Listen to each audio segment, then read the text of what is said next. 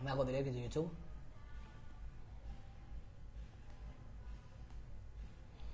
And we are going live. So I want to thank everybody and thank the sponsors. I want to thank Kenzies Optics, Onnit Nutrition, Crossbreed Holsters, Taurus USA, of course, Canic, Century Arms, and of course the Knockout Zone where we're broadcasting live right now. So to everybody tuning in, coming on, eventually listening to this, we are in the Knockout Zone in Miami, and I wanted to take a minute to interview my friend, the best guy out there in Miami. Wow. Absolutely. Training everybody, working with the one and only Real World Tactical. I'm sure he's a pain in his ass, just like he's a pain in mine. Diego De Vera. What's up, guys? How What's are you? up? Sean, how are you, brother? I'm hanging in there. So, good afternoon. What's up, everybody? I see you guys coming in.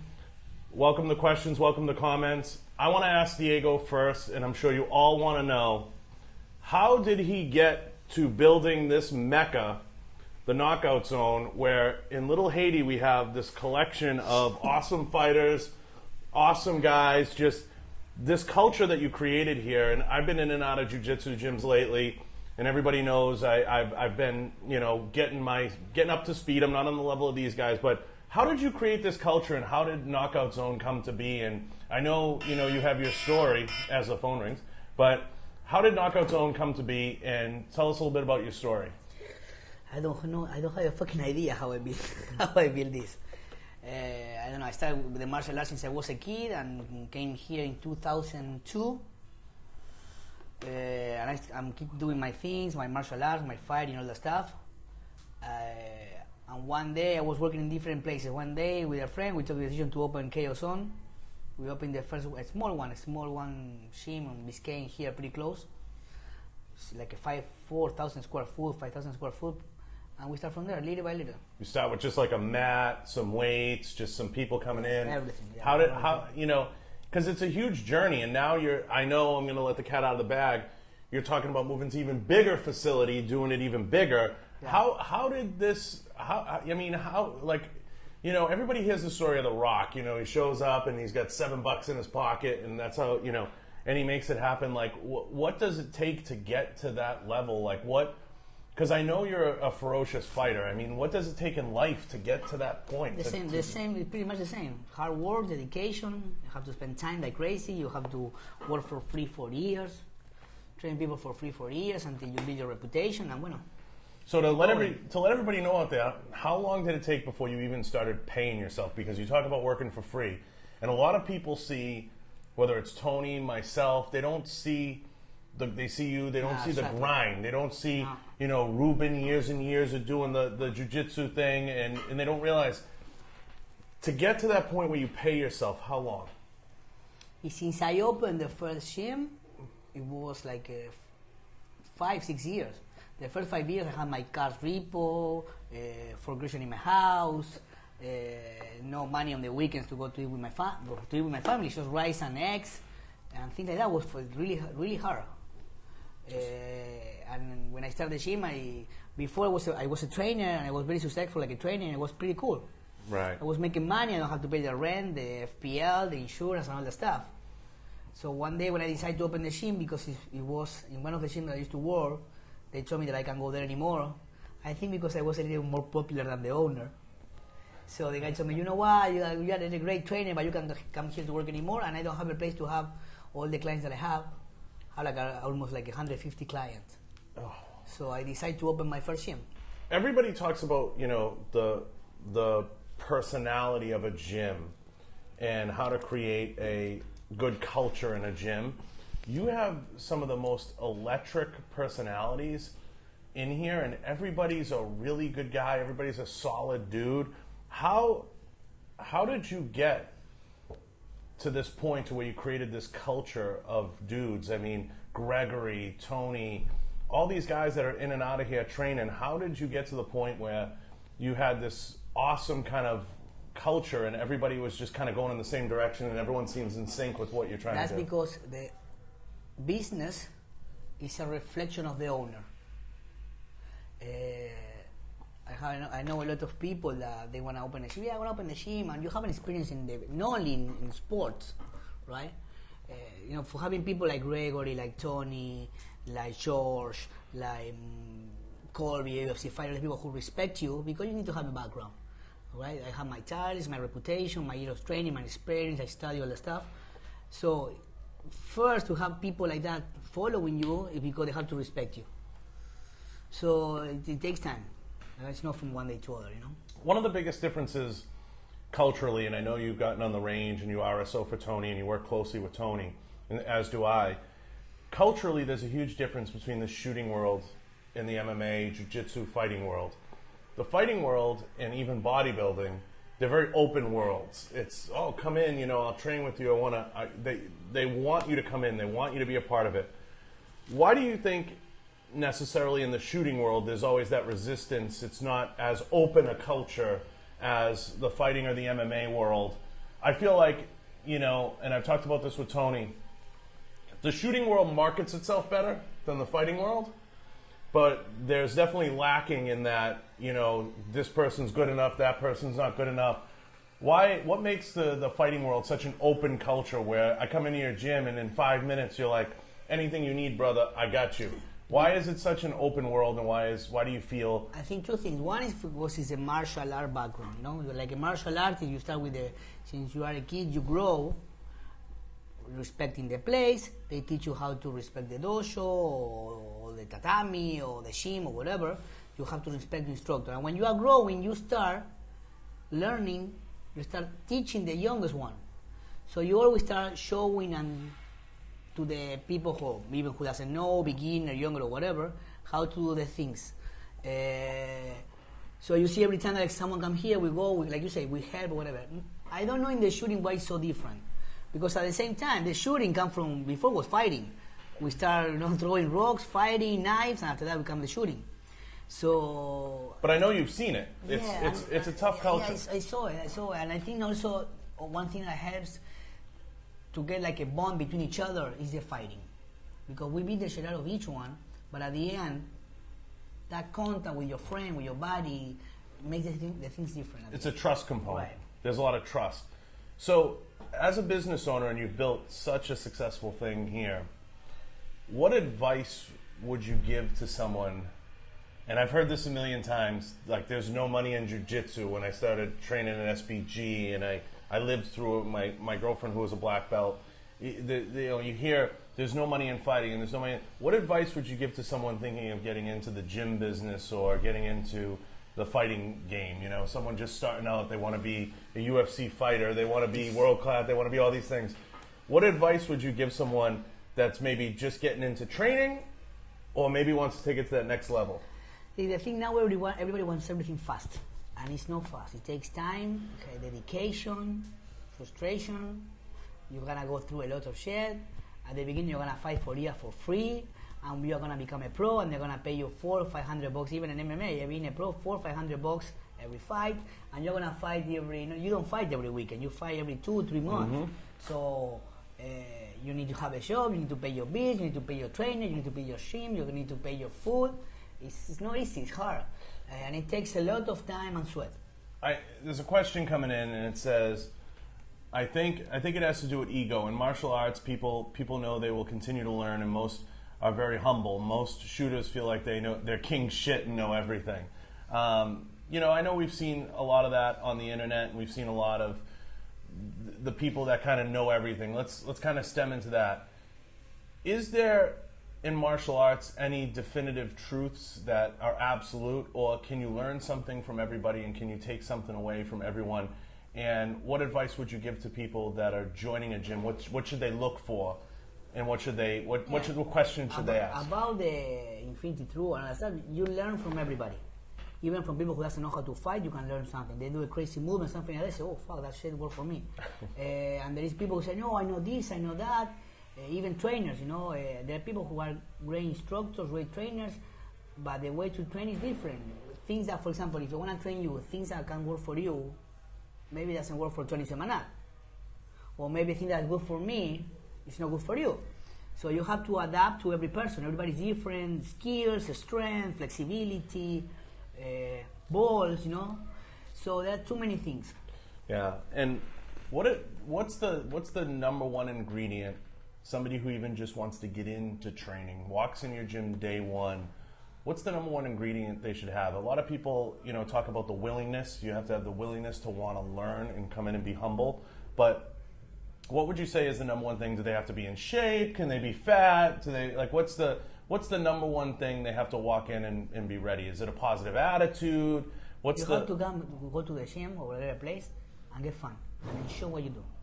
As soon as you start not getting fun and the thing is oh fuck, I have to go to the gym again, it's not gonna happen. It's not gonna happen. It's not gonna happen. So you start doing jiu-jitsu and you know how it is. You start 1 day, 2 days, and you love doing that stuff, right? You need to do it. So when you have that feeling, you're gonna continue forever. Maybe jiu-jitsu for you find your stuff. Maybe I have guys who come to jiu-jitsu and they don't like it, and they start doing boxing. So you have to enjoy what you do, and when you enjoy it, when you feel good, boom, that's when it happens. So I have 2 questions, and they're gonna be controversial.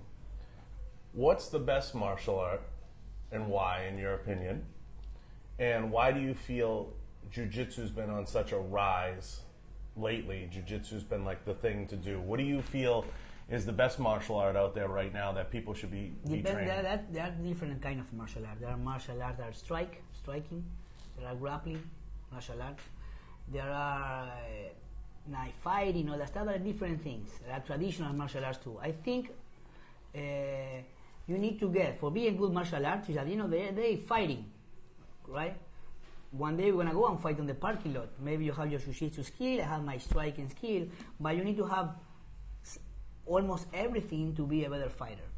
So I can't tell you that jiu-jitsu is better than Muay Thai or Muay Thai is better than jiu-jitsu, but there are 2 different things.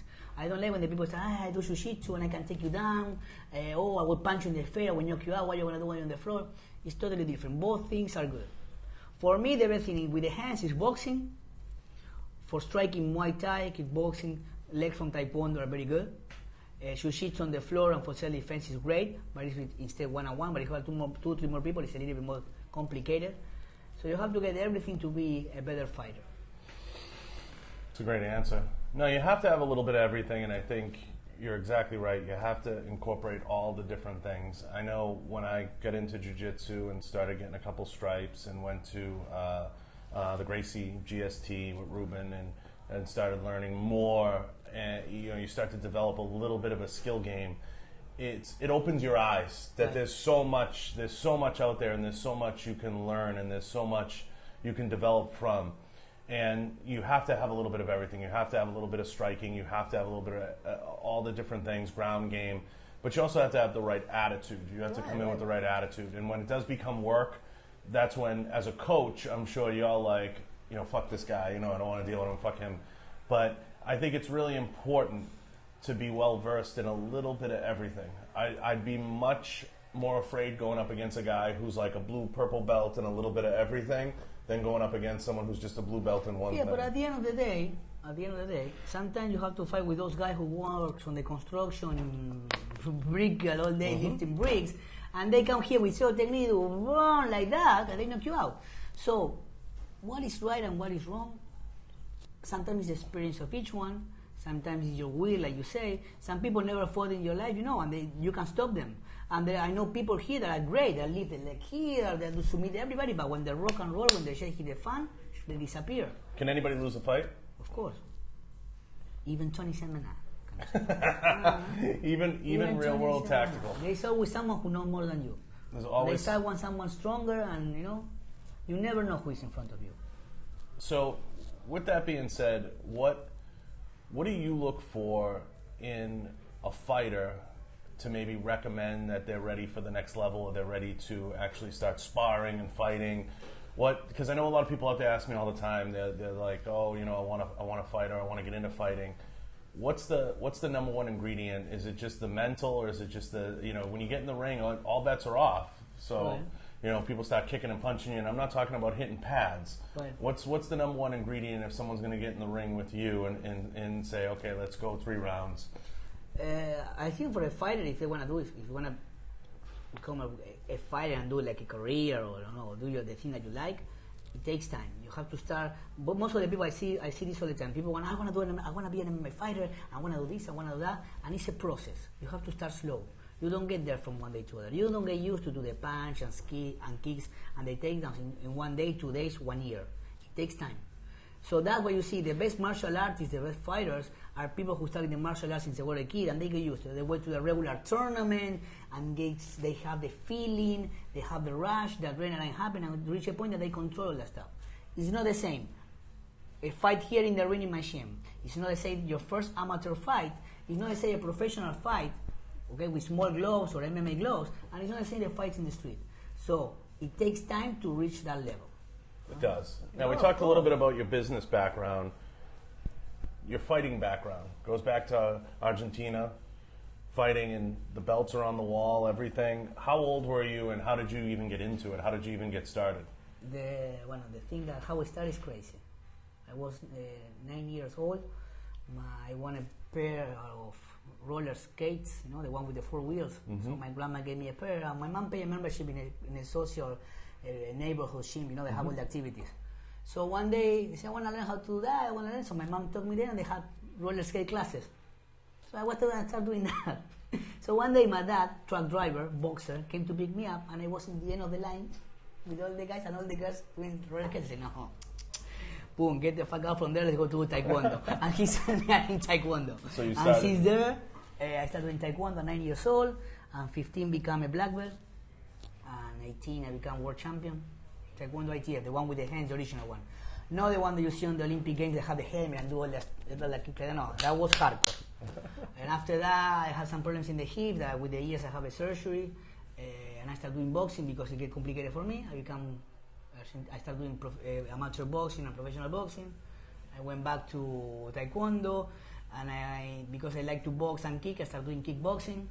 I became Argentinian champion in boxing, South American champion, and Argentinian champion in kickboxing, and South American champion in kickboxing. Pan American champion in Muay Thai after, world champion in kickboxing in 1999.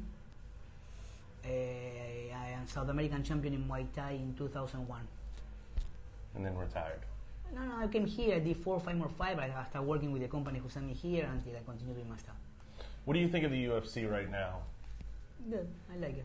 You like it? They're good fighters. It's come a long way. I think the UFC, I think what Dana's done with it, and I think what we've seen, I think, the UFC is obviously, it's a $1 billion brand. It's done tremendous. But how do you feel as a former fighter that the fighters get treated in UFC? Would you rather see more open architecture where they make more money? Most of them complain about the sponsorship and all that stuff. No, they don't make them make more money with sponsorship because Reebok took over and all the brands. So before they had the show with some brand, for the fighter it's hard. Because a lot of people don't realize there's not the kind of money in it at the mid and low levels. No, they think that $1 million. No, they don't make too much money. They don't make a regular fight is $5,000, $6,000. So it's not too much money. If you see the hours that they spend training, it's a 10% for the manager, 10% for the coach, and they have 3 for coach. So it's not too much money. Only all the stars make money. The rest of them, they survive. A lot of people don't realize how that goes. That you have to pay the fees, the trainers, this, that. I have a relationship with a few pro fighters, and you hear, $150,000 or $300,000 for a fight. You just hear these numbers. But people don't realize 10% here, 40% in taxes, I don't have to tell you, right, and everything else. And then when it all trickles down, it's not what people think. I personally would like to see more of an open architecture where they can go out and get their own sponsors and they can develop their own brand, and that would be much better for the fighters because, like you, I'm a huge proponent of the shooters and I'm a huge proponent of the fighters. I'd rather see the athletes get more of their share. But we see this in every sport. The owners put the money up, they take the risk. Right. We get that, just like you're a gym owner. But at the same time, you'd like to see the athletes get a little bit more sent their way. Because at the end of the day, they are the ones who support the sport. They're the ones who grow the sport. Right. So, with all that being said, you have all these championships, you do all this stuff, you have a successful gym, you've had a deal with Tony, you've done all this stuff. What is it you look for? And what is it you're looking for to satisfy that next thing? What's the next thing you're looking for? And I know you're going to talk a little bit about the new gym. Yeah, I want to open a bigger facility, do something better, to have more, to be able to offer more service to my clients. But one thing that I'm looking for Like, do you want to get a fighter to the next level? Is it yeah, that's happening. That's gonna happen sooner. I have already people fighting at the top level. But I think I'm working now is in a non-profit organization. The name is gonna be Stronger Than All, and it's for helping veterans and handicapped athletes. So that's what I really want to do now. So I want a bigger facility to be able to offer more service to that people. So I want to offer the gym for free for the veterans. I want to offer free gym for handicapped people. So I want to build a network with more gyms, so we can go online and see where they can go and get the benefit for the training. Because that helps a lot for them. How do you feel about like gyms that have tons of kids programs? Would you is that something that I know Tony's like, you want to put more of that in the gyms, because the kids programs are what grows the feeder system and keeps people engaged in the sport and grows the sport. And I know I came from a gym, SBG, that has a huge kids program. Are kids programs something that are on your radar to really develop and grow out in the new gym? Yeah, and I have kids program here. I have like almost like 200 kids in between taekwondo, jiu-jitsu, and boxing, and that's good. The kids have an outlet. And they have now contact with other kids, things they don't have. Before when we were kids, we were on the street playing with your neighbors. And now they're all on the cell phones, right. And they don't have that contact and all that. And hijo de puta! Para que duele, hijo de puta! Para que duele la concha de tu madre. It's a little rough in here. So every now and then, every now and then there's a beating that has to be tossed out. Most of the time Diego does the beating, but today it's Tony. So I wanted to kind of wrap on this, guys. We're gonna have Diego on a bunch of times, I'm sure. He'll talk more about everything. I know he's touching on the new gym and some things that'll be going on with that. But I want to give him the final word and kind of extend to you guys any advice that if you're thinking of getting into training, you're thinking of getting into fighting, or if you're thinking of getting into any type of mixed martial arts, what's the one big piece of advice to give new beginners, people just starting out, just want to walk in the gym and just want to train? Is it money? Is it, buy everything, buy the brand new gi? Give the new guy. Go to the gym, talk with the coach, see. What should they ask? They try to see before signing up the people who train there. Remember, the people is like the coach. If the coach is an asshole, the people is going to be the same. So try to find a good place with serious athletes, serious coach, people with a good background. What questions should they ask? Where they got what their belts? Before, but sometimes it's not polite if you ask too much. But what they do, you can find out online everything. Now you have Google, you put the name and you have a bunch of information about everybody. But try to find serious people. There are too many characters outside that they don't know too much, and at the end of the day, you're gonna, instead of enjoying what you do, you're gonna get an injury. Maybe you go to some gyms and the people are gonna use it to beat the shit out of you. So try to find places with good reputation. That's the most important thing. So you heard it here. I want to thank all the sponsors. I want to thank Kenzies USA, Taurus Crossbreed Holsters, Onnit Nutrition, everybody, Kenzies, Riton Optics. I want to thank the Knockout Zone for hosting us. I want to thank Diego for having us in. You're welcome, brother. Of course. And I want to give a special thanks to Tony for the beating. And of course, all you guys out there, all good questions. We didn't go live on IG because the internet connection here is a little fuzzy. But I want to thank all you guys. This will be up on iTunes, so remember to tune in. There'll be links down in the bio. I'll put the Knockout Zone link in the website, so make sure you go check it out. Make sure you pay attention. I'll be on next. He'll be on next. We'll do a longer episode with Tony. So I want to thank all you guys. Remember to download the episode on all the places you download the podcast. I appreciate all you guys. Go comment under this. Ask Diego questions. I know you guys got 1 million on here. I'll get back to you guys soon. I appreciate everyone. We're going to sign out. Thank you, Diego. I appreciate everything. And I'll see you guys soon, and we're going to have Diego back on to talk more.